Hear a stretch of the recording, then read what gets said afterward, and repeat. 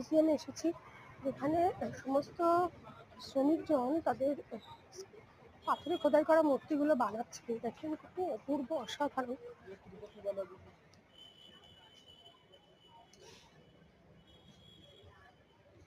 মনোযোগ দিয়ে বানাচ্ছেন।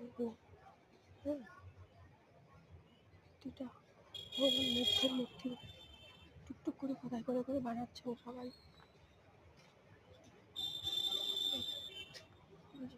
বানাচ্ছে কাঠের উপরে, হাতের কাঠের ডিজাইন।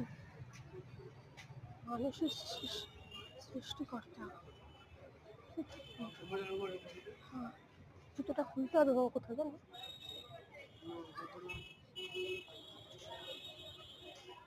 এটা একটা জেট প্ল্যান্ট, অনেক সুন্দর হয়েছে জেট প্ল্যান্টটা।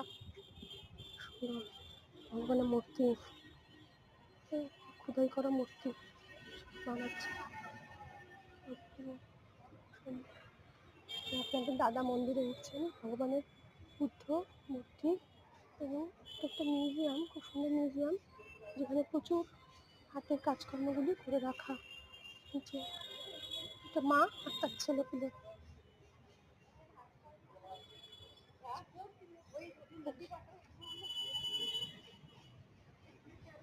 অনেক সুন্দর, অনেক সুন্দর। এটা ভগবান নটরাজের মূর্তি। নটরাজের মূর্তি। এখানে ভগবান বুদ্ধের অনেকগুলি রূপ দেখা যাচ্ছে। কতগুলি রূপ।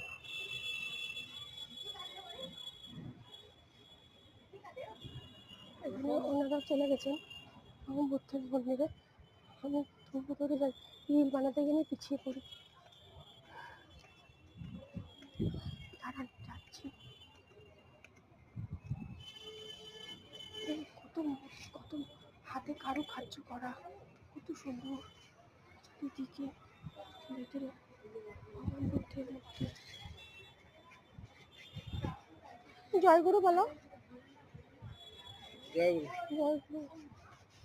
যে মাস্টার পড়তে সারাক্ষণ রিল বানাচ্ছে, সারাক্ষণ ভিডিও বানাচ্ছে, তাই দেখে তাই। ওরে এটা এক মূর্তি বানিয়েছে, মূর্তি। ভালো জায়গা আসলাম। এটা প্রত্যুষী ডিরেকশন দিল, বললো মা এই জায়গায় এমুক আছে, গুগলে দেখে নিল, বললো মা চলো এখানে আছে। আসলাম। সিংহ।